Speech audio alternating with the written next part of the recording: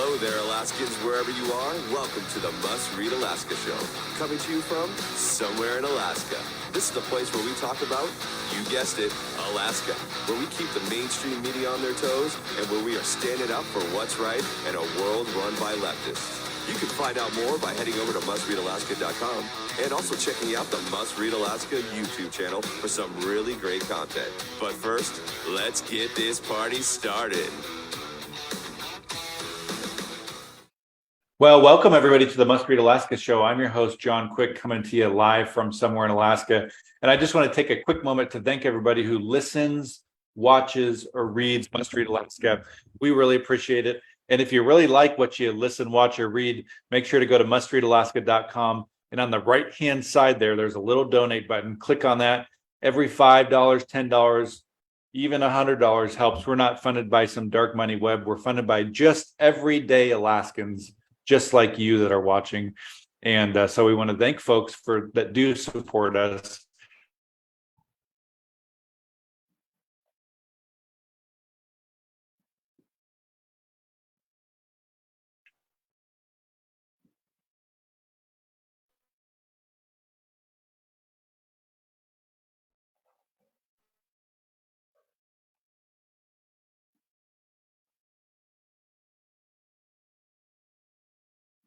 We really, really appreciate it. Thank you so much. I don't know, 100 listen notes, which is like the Billboard charts of podcasts. So we're pretty excited about that. But without further ado, we have a very, very special guest today, somebody who is a powerhouse in Alaska and who I know that folks have been wondering, what is she going to do next? So without further ado, Kelly Tshibaka, welcome to the Must Read Alaska Show. Thanks for having me, John. It's always great to be with you. And hello, everybody in Must Read Alaska audience. It's great to be with you as well. Well, our folks love you and they've been following you for the last while. And the question of the hour is always, what is she going to do next, which we'll get into. But first, I wanted to ask you a question, Kelly, that obviously the campaign's over. And for folks that have been living under a rock over the last couple of years, Kelly Tshibaka ran for U.S. Senate. Kelly, what was some of your favorite campaign memories? You had a whirlwind of a campaign, everything from being on stage with the President, Donald Trump, to just probably hanging out with everyday Alaskans. I'm sure you have some favorite memories. Share a couple of those with us that you experienced along the way. Well, as a family, we've had a lot of time to reflect on some of those highlights. It was almost 600 days on the campaign trail.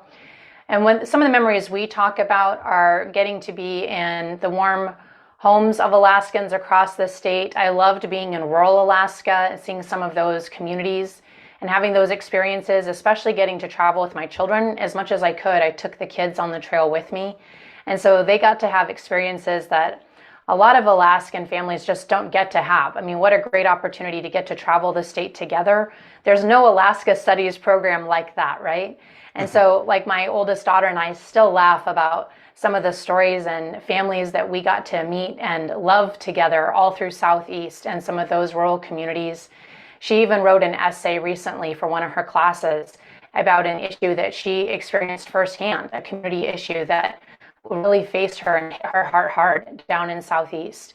Those are some of the really powerful experiences we had. I loved getting to be on the blanket toss up in Utqiagvik. That was really an experience to remember. I think something I cherish in my heart is election night when we had our victory party together. It really felt like family, all the volunteers and supporters who came together after a really long haul. Those are some of the pictures and memories I cherish the most. So it was a really great experience. And thank you to everybody who came together to do it. I know that it wasn't just a campaign, it was a movement, and we're going to continue pressing forward with what we started. And we're going to move that forward into the future. I don't think that we're done.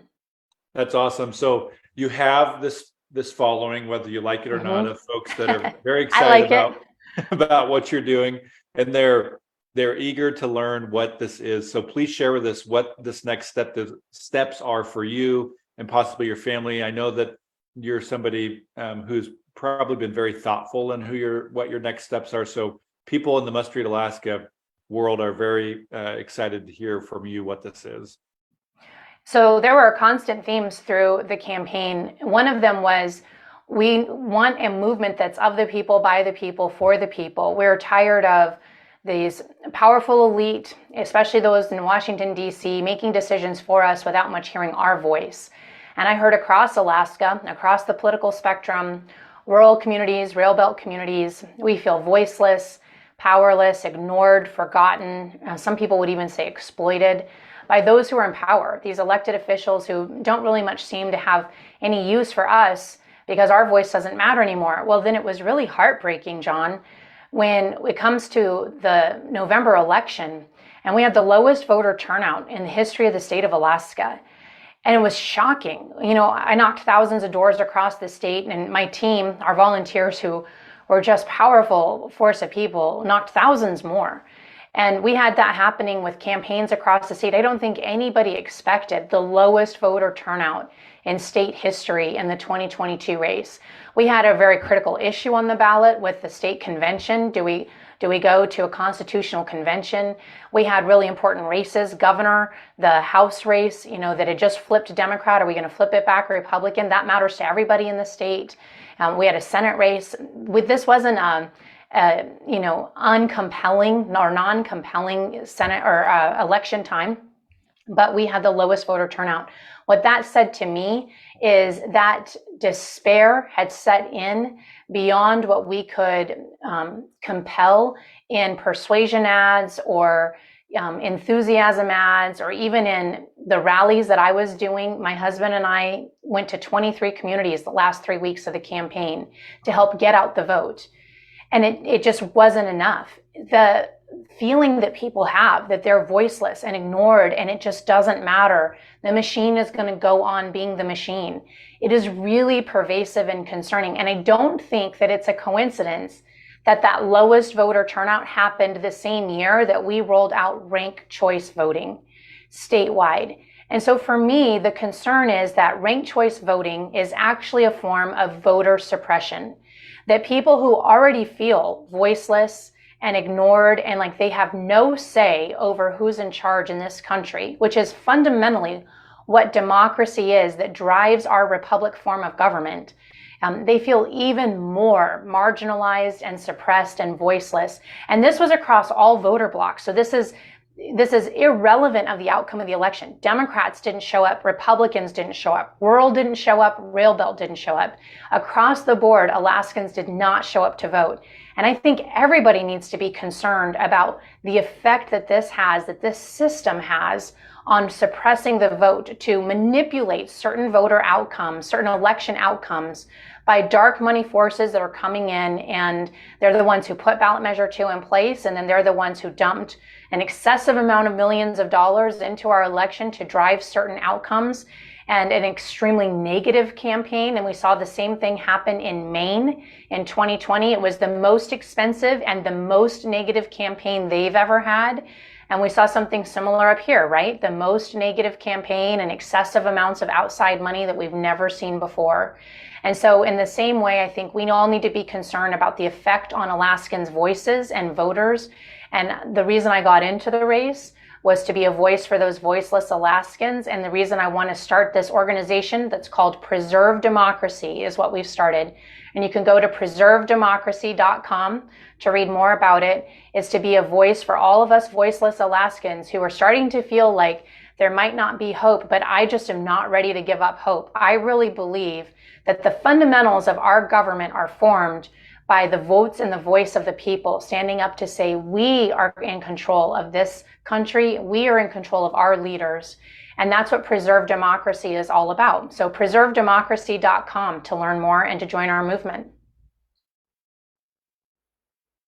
That's awesome. So are you going to be working just in Alaska, or, you know, as you and I know, ranked choice voting is kind of spreading through the U.S. Are you going to be helping out other states as well?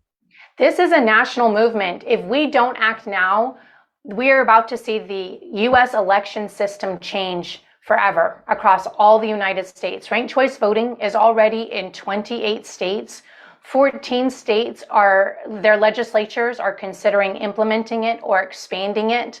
There's been legislation proposed in Congress twice to make it mandatory in all 50 states to use ranked choice voting in their U.S. Senate and House races. If we don't act now, the U.S. election system is about to change forever. What I think is wonderful is Alaska. I've always believed we are leaders in the United States.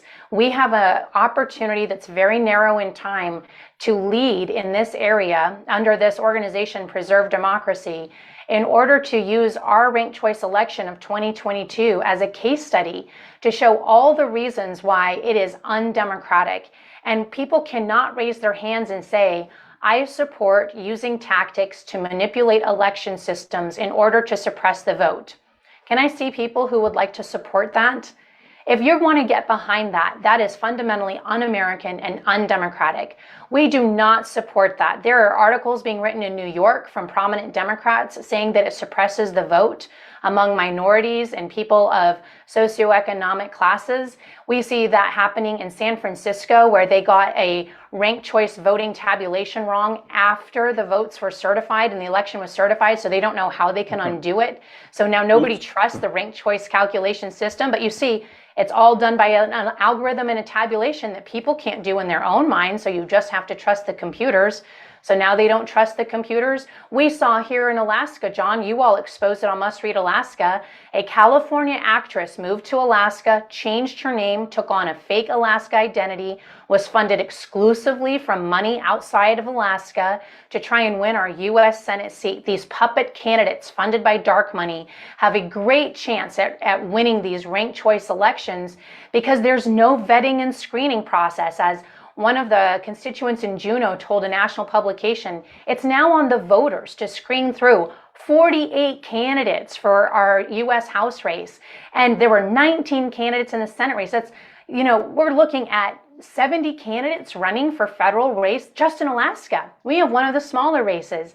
The burden on the voters to screen through potentially puppet or fraudulent candidates, to vet out false information and resumes and people who are lying about their experience. We have no party primary vetting of process. In fact, there's a U.S. Supreme Court case that sided with the Republican Party of Alaska about a decade ago, saying party primaries, the parties across the United States, have the ability to decide what their primary is.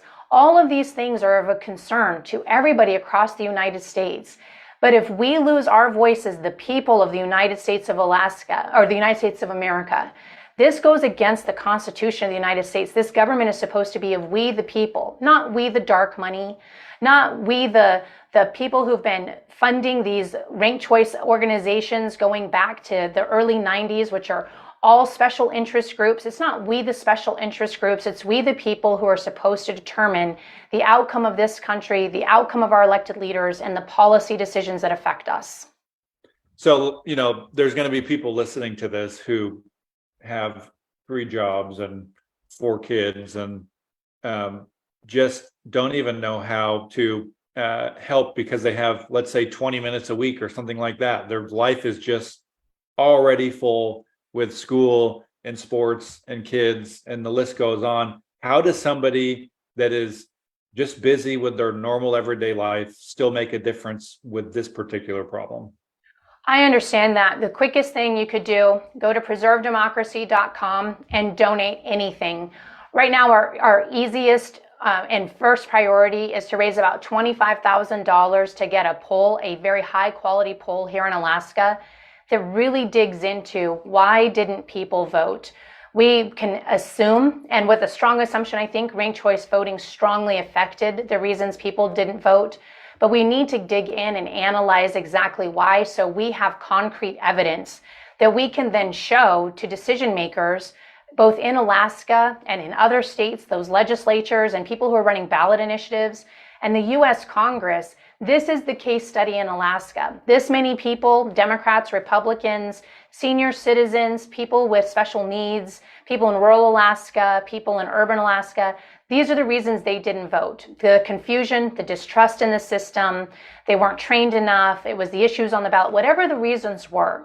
We need to be able to show those reasons. So if you donate at preservedemocracy.com, your immediate money is going to go into that poll, and then we'll be able to give that information to those 14 states that are looking to implement and expand, the people who are looking to repeal, Congress that is looking to roll it out to all 50 states. We have an opportunity to get ahead of this, but we can't do it without the evidence. So I need your help funding the evidence. I was looking online at donations yesterday. I think our average donation was $25. Nice. And it's adding up really quickly. So any amount that you can give will really help. PreserveDemocracy.com.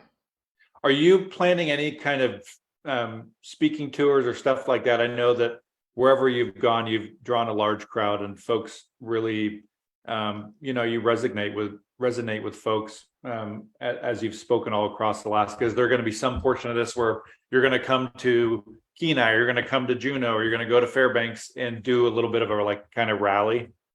Yes, absolutely. I'll advertise those on the social media sites for Preserve Democracy. So you can find us on Facebook and on Twitter at Preserve Democracy.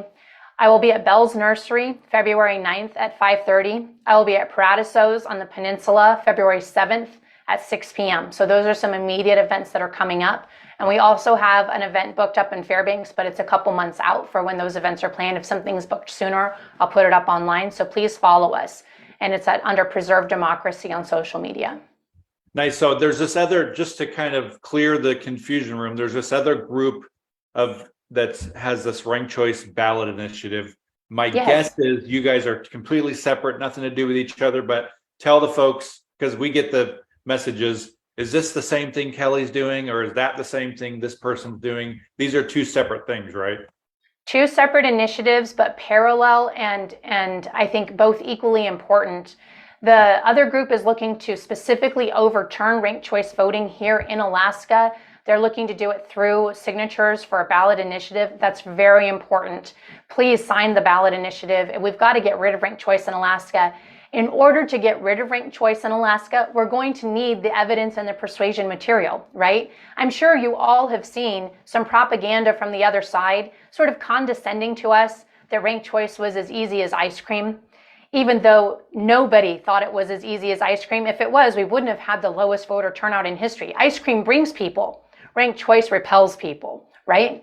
We need the true narrative of what actually happened. And to do that, we need to fund the polls, the focus groups, and the compelling live testimonials from actual Alaskans, not actor children in classrooms telling us that it was as easy as ice cream. And we need to go out to Kotzebue, and we need to go down to Dillingham and Southeast, and we need to get video from people in the rail belt saying, this is why I didn't vote. This is what happened. The senior citizens, the Alaska Natives, the people who can tell us from their own mouths what happened and why they were suppressed from voting in 2022. That is such compelling testimony and evidence to persuade all Alaskans. We don't want to be a part of that. We don't want to have anything to do with that system, and it's not going to change. And then start running that on digital and radio and television. That'll help that other initiative. People will start signing those petitions and start signing on that ballot when it comes time to vote. So what we're doing will help what they're doing, but they are separate initiatives. Nice. Are you all, is this new group, do you guys have a kind of a slot that is going to be helping people register to vote? Because I still think there's tons of people in Alaska that are not registered to vote, whether they just move here or whatever. Are you guys going to be getting kind of a get out the vote, register to vote action as well? Yes, John, you're absolutely right. I think you should join our organization. You can come alongside and help us. You're tracking the mission perfectly. While ranked choice voting, I believe, was part of what suppressed the vote, we've got to keep our eye on the mission. And the point was people didn't come vote. And so the real mission of this organization is to turn out the vote. How do we get more people engaged in voting and expressing their voice? You know, people will say, well, my vote doesn't matter. I imagine that is how a snowflake feels when it starts falling to the ground. I'm just a snowflake. What do I care? But we see a blizzard, right? And every single snowflake absolutely matters when you have to shovel the driveway. And so that's how it is when you vote. Your one vote just feels like one vote. But when you turn out the vote, it makes a huge difference. And that's what we're fundamentally focused on. You are right that I think that we have a lot of people who are not registered to vote or who fundamentally think they're not registered to vote. Because after we started automatic PFD registration, they get registered to vote whether they realize it or not. And so I think there are a lot of people who are technically registered to vote but don't realize they are. And there is simply an information campaign that needs to happen that's very specific, that calls and informs voters, you're registered to vote and we need your vote and this is why. And that's a large part of what we will be funding too after we get these immediate priorities taken care of. We need to turn out the vote here in Alaska, and we've also got our eye on other close seats, House seats across the United States, where every vote will absolutely count. There are a couple seats in the United States where the difference in the votes came down to just a couple thousand votes, where it swung the seat either Republican or Democrat. Again, every single vote matters. And doing a targeted get out the vote effort and a targeted voter registration effort where we haven't done that so much in the last couple years. Remember, there's a lot of people moving, a lot of demographic changes in some of these counties and some of these seats. We can have a real effect on what happens on national politics, both here in Alaska and in these other districts. So that's what we're focused on. Get out the vote and voter registration. And stopping ranked choice voting, because if you put ranked choice voting in all these places, you're going to have a chilling effect across those democracy effects and people voting in general anywhere you go in the United States. So preservedemocracy.com, these are the 3 focus areas. So is there still hope? People are feeling, turn on the news and it's like, well, it's like Armageddon. if there are people that just watch the news all day long, CNN or whatever it is. And, is there still hope? What would you say to folks who would listen to this and be like, I can't, there's no hope. I can't do it. I can't, donate another $5 to this, political things. I can't turn on the news again. I can't do this. Is there hope? And if so, why? I'm not interested in selling things to sell them. That doesn't make me excited either. One of the other things I'm doing is I've started a business. I don't have to be senator in order to effectuate the change that we were all looking for. And so I'm going through the private sector to make the difference that we're looking for. I have a lot of hope. We have to remember what is motivating some of these other industries. The media gets a lot of clicks of peddling bad news. I was friends with one of our major news anchors in Fox News National. He kept wanting to run positive stories about great things happening, and the network wouldn't let him because they wouldn't get enough clicks and views off of it. They kept wanting him to run all the bad news stories. So they get paid to run bad news stories. But that's not what the data shows us, John. If you go back and you look at the metrics on the 2022 election, I am confident that some of our election outcomes in Juneau and in our national elections would have been different if we had had in the normal range of voter turnout. But we didn't. Our voter turnout was so bad in our federal elections, it was at 40% of the state. We have never seen anything that low going all the way back to statehood. If we had something anywhere in the normal realm of voter turnout, election results would have been different. That's just data. And I'll just go back to my normal data analytics background. To me, the data always matters. Not the bait click stuff that the media will put out there, not what makes a quick buck for people, but the data matters. And that's why this organization matters to me. I really think elected representatives should reflect the people who they're supposed to represent. They should reflect their constituency. That's what I think really matters in what makes America so amazing. Our elected leaders should reflect the people here. And when we don't show up to vote, that's not what's going to happen. So our data tells us that we have hope. If we turn out to vote, we're going to get the results that we want. That's what the data shows us. But if we don't, and if we keep going down this path, then I agree with all those people who are starting to lose hope. But the reason we lost hope is because it was a self-fulfilling prophecy. It wasn't because it was actually there. So we have a window in time where we can turn this around, but the way this story ends is going to be up to us. It's not because anybody did it to us. And that's why it's wonderful to live in a democracy. We get to choose how this goes. And I'm still fighting for it because I think we can do something about it. So that's why it's at preservedemocracy.com. And for those who are asking the question, the company I started, the consulting company, is Denali Strategies, but it doesn't have a website. You'll just have to contact me separately if you want any help with that.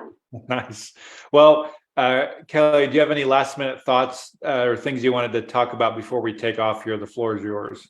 There's a looming question. I got asked by a couple reporters yesterday. Are you running for federal office? I've seen some of this teased in the news.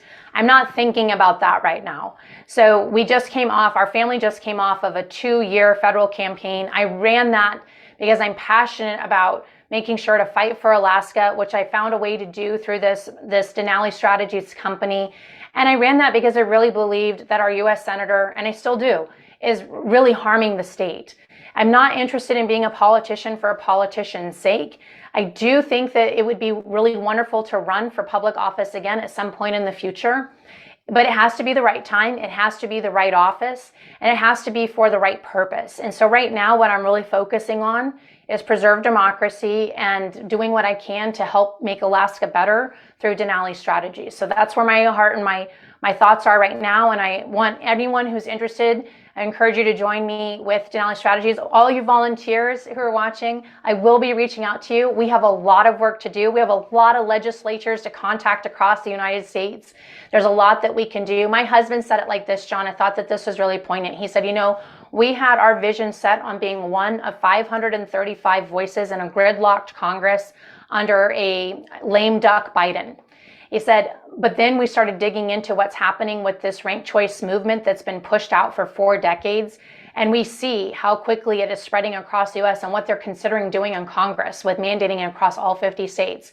And Alaska has this opportunity to be the leader, to be at the front of this thing to stop it. And there's this unique window in time where we can use ourselves as a case study to get the message out there, because nobody else has this message, to say, you don't want to do this. You don't want to change the entire U.S. election system to this method that's going to suppress the vote and the voice of the people of America, to just entrench the incumbents. Guys, think about it. Who are the people who won our 2022 election? It was all the incumbents. Where were our third-party candidates? Where were our grassroots candidates? Where were the independents? Where were all the libertarians? Where were the Constitution Party? Where was the AIP Party? They struggled to even make it into the Final Four, which is probably part of the reason why we didn't have great turnout. You see, that's where this whole system is going. Those third-party groups are going to be more marginalized. Our voices are going to be more outcast. And the incumbents, whoever can bring the most dark money to the table are going to win, because it is a free-for-all of chaos.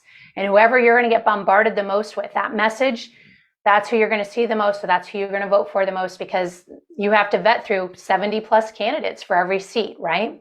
Yeah. We don't want that system. We want a system where grassroots and third-party candidates and of the people, by the people, for the people still have a chance in this country to rise to the top. We don't want the Aaron Burrs, everybody who's the Aaron Burr, the person in the middle who's the moderate who doesn't really stand for much. We do want Alexander Hamiltons still being sent to Washington, D.C., if you will. And that's what I think we still need to be fighting for. So I think that's what's really important here. And that's what I've got my eyes set on. And all of our volunteers can still help us out there. Alaska has a chance right now to lead in this area, and we have a narrow window to do it. And I think the entire election system of the country is at stake. So that's what we're focusing on here in Kelly Tshibaka. Nice. Well, Kelly, I really appreciate you coming on the Must Read Alaska show. You're always welcome back. And for folks that are listening, Kelly Tshibaka just told us about her the new thing she's doing, which is preserve democracy, if I could speak correctly. And so if you just caught the last 5 minutes or so, you're going to want to go back to the very start and listen to the whole thing. We wish you nothing but success, Kelly, here at Must Read Alaska, and we know you're going to be successful. So it'll be exciting to see how this unfolds. For folks that listen, read, and watch Must Read Alaska, we want to thank you for doing that. If you listen to the Must Read Alaska show regularly, please go to the iTunes app on your phone, the podcast app, and give us a review, a 5-star review. We have about 700 5-star reviews, which is very exciting. And we'd love to have a couple more. So thanks, everybody. And we hope you have an awesome day. Thanks again, Kelly, so much for joining us on the Must Read Alaska show. Thank you, John. I'll see you again. I'll give an update. Have a great day. Sound good. Thank you.